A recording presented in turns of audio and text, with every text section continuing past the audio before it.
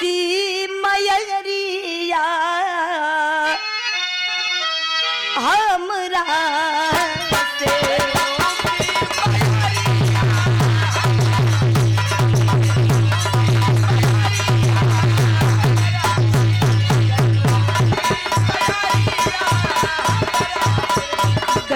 रूसी मयरिया हमरा से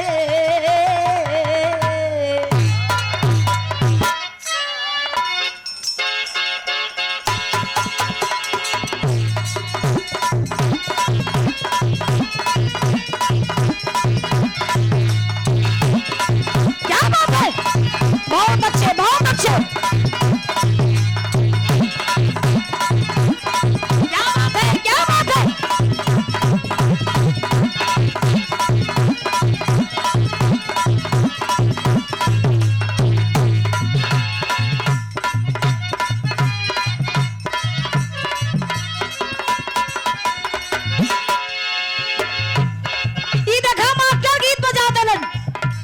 मार्केट में तमाम गीत आ गए राकेश यादव जी, तमाम गीत आ गई।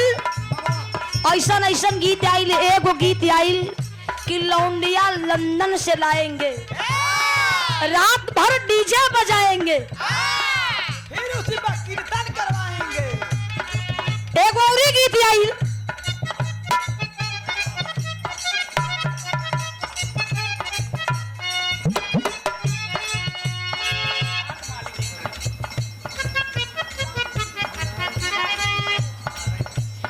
और ये 201 रुपया दे करके सुंदर पुष्पहार दे करके सम्मानित किया हमारे गार्जियन आदरणीय आप श्री मुलायम सिंह सरोज जी रैनी के धरती से। आपकी ओर से सम्मान आया है, नमस्ते प्रणाम।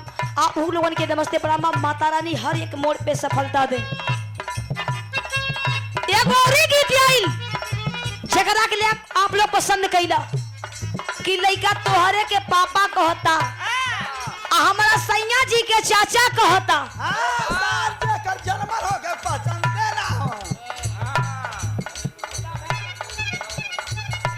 एक और गीत आइल कि पियावा से पहले हमार रहलो।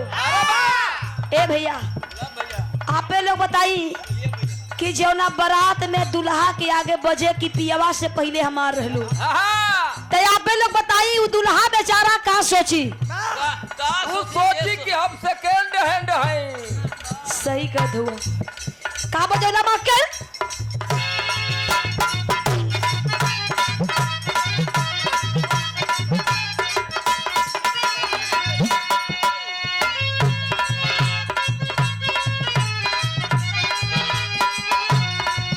कौन मेहरारू अपने मर्द से फरमाइश करे कलश की देखा हमारे वो काम बा, अगर तू कहीं जात हो तो हमारे वो काम कर दी हो।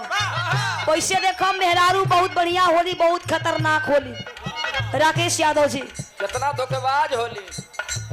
अगर मर्द 6 महीना साल भर घरे रह गई तो मेहरारू ताना दी है, कहे का हो खाली अठरिया खा के सुतबा, कमाए ना जाइबा, खाली लोहरंग संगे ताश खेलबा। अगर मर्द 6 महीना खातिर बाहर चल गए, 4 दिन ना बीती तो मेहरारू फोन लगाई कही का हो खाली वही जा रहा घरे ना अइबा। कोनो मेहरारू फरमाइश करत है का कहवा कर, पिया जात बड़ा यारा सहरिया हो, एगो बात हमर माना संवरिया हो।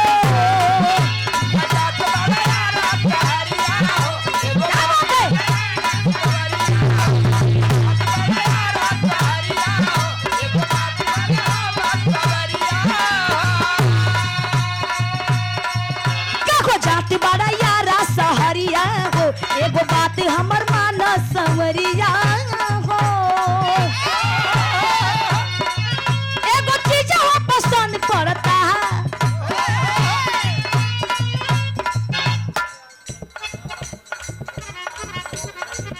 ये सम्मान के आदरणीय आप श्री रामपाल सरोज जी